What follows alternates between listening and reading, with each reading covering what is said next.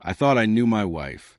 I thought I understood the rhythm of our lives, the unspoken language we shared after years together. She was brilliant, sharp, and yes, rich. A CEO who commanded rooms with the kind of authority most people only dreamed of. And I was proud of her more than I ever said aloud. But pride is a funny way of blinding you to the shadows. It started innocently enough, or at least it seemed innocent. Her sister, Elaine, moving closer than I'd expected. She had always been charming, the kind of woman who smiles as though she knows the world's secrets. She would call my wife often, leave messages dripping with concern and subtle hints, small accusations dressed as warnings. I dismissed them at first, thinking my wife would see through her manipulation. I was wrong. The day it happened, I came home from work exhausted, ready to relax, only to find her standing at the doorway with a look I had never seen before, cold, final, and entirely unrecognizable. "I can't do this anymore," she said, her voice even but breaking in the corners. "I can't be married to someone who—" She faltered, and I leaned in, desperate to understand. Someone who betrayed me? Betrayal? My mind raced. I had no idea what she was talking about. "It's Elaine.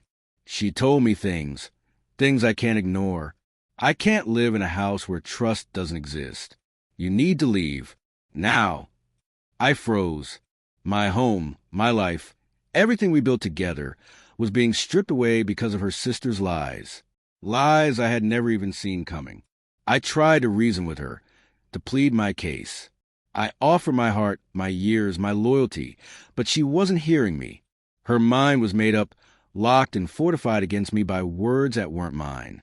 By the time I gathered my things, the door had closed behind me, the echo of it sounding like a gavel sealing my fate.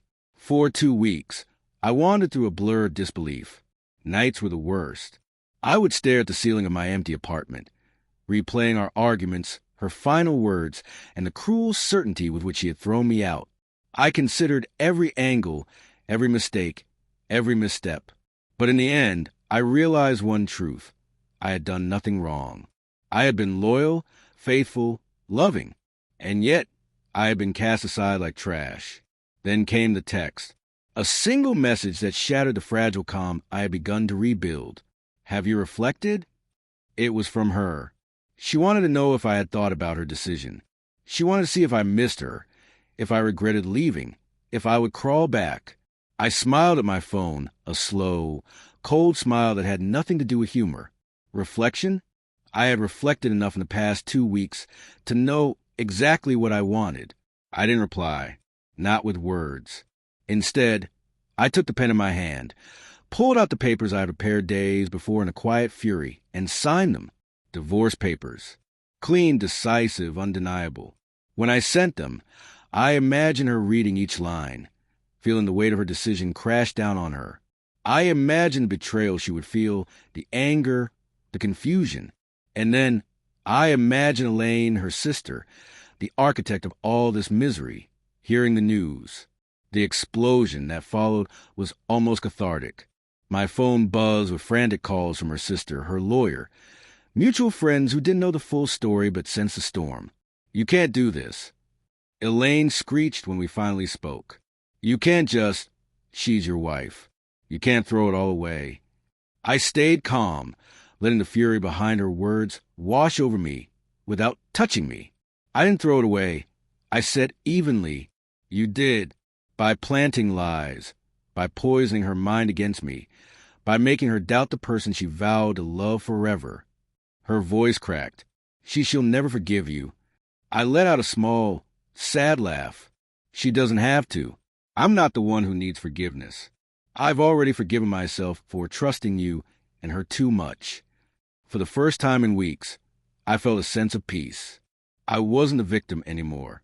I wasn't the man being tossed aside. I was the one who held the power. I had chosen my dignity over desperation. I had chosen myself. A few days later, I started seeing the world differently. I began to understand how blind I had been, not to her faults, but to the way manipulation and lies can twist the people we love into shadows of themselves. She had chosen a path I could no longer follow, and I was free. I don't know what happened with her or Elaine after that. I don't care to know. Because while they lost themselves in petty schemes and jealousy, I found clarity.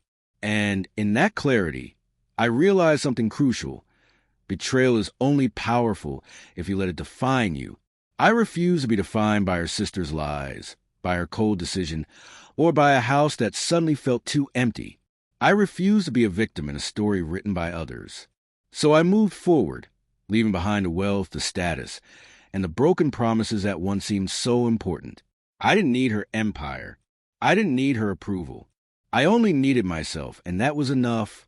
The moment I sent those divorce papers, I reclaimed my life. And in doing so, I finally understood the cruel, beautiful truth about betrayal. Sometimes, the ones who try to destroy you end up showing you the strength you never knew you had. Because while she and her sister lost control, I gained freedom. And that freedom was priceless.